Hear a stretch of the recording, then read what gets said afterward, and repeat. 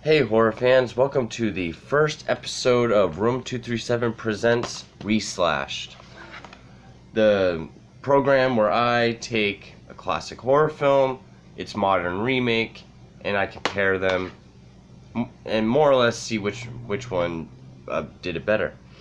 For the future, most of these are going to be like the modern remakes, like 2003 post. Because before 2003, whether they were good or bad, remakes weren't as frequent as they were from Michael Bay's 2003 Chainsaw Massacre. That to me is what spawned the plague in Hollywood of remakes. So, one second. So, I know I was supposed to do The Fog, but I've just been so jumbled up with stuff lately. And since I just did these two back to back, why not let this be the first episode? Fright Night, 1985, 2011. Okay, so where to begin? Well, 1985 is a classic. You know, in my review, I went on for 20 minutes. I had shit to talk about. 2011, I stretched it out to about 13 minutes, and I was just kind of rambling, trying to find things to talk about. The point is, Fright Night is very memorable across the board. Great cast, likable characters, good effects, good story, good pacing. This one's the opposite. Okay, but now to go in depth with it. First, let's look at the vampires. Okay, you have Chris Sarandon. Well, the character is Jerry Dandridge. You have Chris Sarandon, you have Colin Farrell. Okay. Now, obviously, I think Chris Sarandon did it better. Because on the surface, he was a normal guy.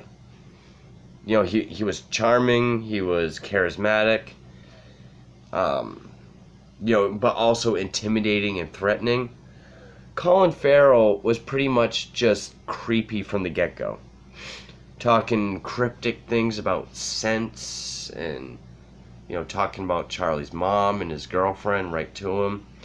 He's creepy right off the bat.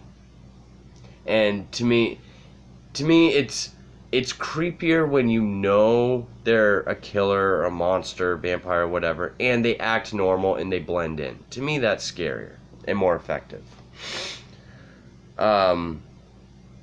The lead role of Charlie Brewster, you have William Ragsdale, you have Anton Yelchin. Which, first off, I forgot to mention in my review for this, it is unfortunate what happened to Anton Yelchin. He passed away a few years ago in a freak accident. It is unfortunate. Now, William Ragsdale played, at first he was kind of like an gee, ma, but he was likable. He sought out help from friends, Ed mostly, but, he's the kind of guy you root for. He didn't want other people to get hurt. Anton Yelchin's Charlie was just a douchebag. He stopped being friends with Ed because Ed was a little different and he was blending in with the popular kids. And which that kind of brings me into my next point is just the overall supporting cast. Okay, if you look at in school, Ed, Amy, the mom, the teachers, everyone in this looks normal. Moms look like moms. You actually don't see any teachers, but, everyone looks like a normal person. Everyone in this is just Hollywood pretty. Everyone. Literally the only ones that aren't is, I can't remember the actor's name. He's a comedian. You've seen him before. He's bald, he's got glasses. He's been in a lot of stuff. He's Ed's dad. But everyone else, Toni Collette is Charlie's mom. Which, she's not drop dead gorgeous, but she's still, pretty Hollywood. And, all the kids in the school, the teachers, it's just are there any normal looking people in this fucking movie? The only one is Ed, and it is Christopher Mintz-Plasse.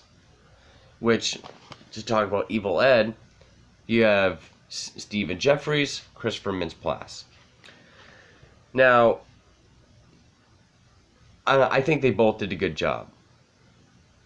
This would probably be the closest to a tie, except I really like Stephen Jeffries in this. You know, he's got spiky hair. He's got like this weird, almost like a joke, not really a Joker laugh, but he laughs at everything. Obsessed with horror. He sort of deserves the name Evil Ed. Whereas Christopher Mintz-Plasse, I think he did a good job. Unfortunately, he's only in 2 scenes, human and vampire. They really spend more time making him out to be more like a World of Warcraft, Magic the Gathering kind of nerd.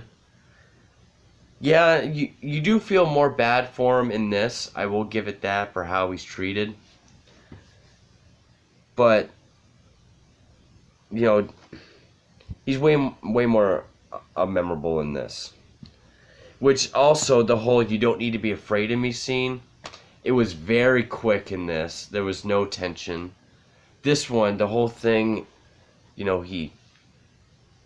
it's more, I don't really know what the word is I'm looking for. In this, he's just like, you can't be normal around here. Just come with me. In this, Chris Sarandon really, sells it to him. He's sitting there crying, he's cornered, he's scared. And Chris Sarandon's Jerry, he's just like, no one will ever laugh at you again. You'll never get beat up again. You're weird, but, here you can be whatever. Ed was more submissive believably in this. They sold it better. The effects is going to be a short fucking thing. Everything's practical. Yeah, you have a couple, green screen stuff, but all the vampire, werewolf, even have like a backwards werewolf transformation, all practical in this. And it looks beautiful. It's horrific when it needs to be horrific, but it all looks very well done. This is CGI across the board. This movie, when Amy turned, they try to recreate this, but it's horrendous CGI. Jerry's final form, this is memorable. That's something that will stick in your head. It's CGI. It's not that interesting. If I'm stopping and kind of spittering and sputtering, it's because I'm coming up with the format as I go, so I don't really know what I'm doing with these types of reviews. Okay, now Vincent Price. He's played by Roddy McDowall in this, which I'm a big fan of his. Huge Planet of the Apes fan. I love Roddy McDowall. In this, yeah, he's I don't really want to say washed up, but he's a horror host.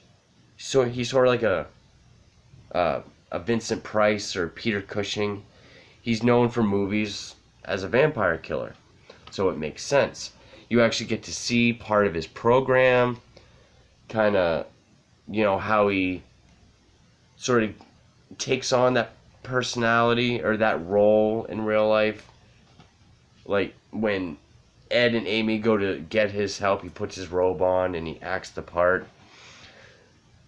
David Tennant, also another English actor, known for Doctor Who. I was never a Doctor Who fan. I love Planet of the Apes though. But I guess I can see why they went for the Chris Angel angle in this instead of a horror host. It just made more sense in this. And with this, they don't really, show you anything. They just give him this persona where he looks just like Chris Angel. And, yeah, and then there's the whole third act. Going into Jerry's house, trying to save Amy and kill Jerry. It's just more memorable, it's more entertaining. This is just... Also, it's more believable. It all takes place in his house. This is like some underground layer that he seemed to build. Oh, that... When I was thinking like Pretty Hollywood, I meant to say OC. This seems like an OC version of Fright Night. Especially since Christopher Mintz-Plasse' Evil Ed kind of reminded me of Adam Brody from OC. Don't ask me why I know about the OC. But that is... This movie's, as I said in my review for this, it's hard... There's not much to it. It's bland and forgettable. This is memorable and entertaining. So, I mean, obviously, this one did it way better. This one did do some different things, but the things it did weren't that good or entertaining. Again, this is just my first episode of Reslashed. I'm sorry if it's sort of all over the place. I'm making it up as I go. If you guys have any tips for future episodes, I mean, maybe I can make notes so I know what I'm talking about. But yeah, the original Fright Night, everything was done better. Even the setting, this, any location suburbia, it's more relatable. This is like the OC out in the desert by Vegas. It's not relatable to everybody. It just, cast, the characters themselves, the effects, the story, the pacing, done way better in this movie. The only thing that is moderately close to being a tie would be Christopher Mintz-Plasse and Stephen Jeffries as Evil Ed. But Evil Ed was actually an important character in this. He was a footnote in this. So the one thing I liked the most was very underplayed. Also, the humor, I should have talked about that in my main review, but the humor got praised. I didn't really find it that funny. But so yeah, ultimately the winner is 1985's. Again, so this is my pilot episode, so to speak. Hopefully future episodes of Reslash will be more put together. But this was sort of a trial run. So thank you for watching, and feel free to give me any feedback, more so than on my regular reviews, because I'm trying to make this like an actual program. So feel free to drop any kind of feedback on what I could do differently or do better. So if you do, thank you for that. If not, thank you for watching anyway.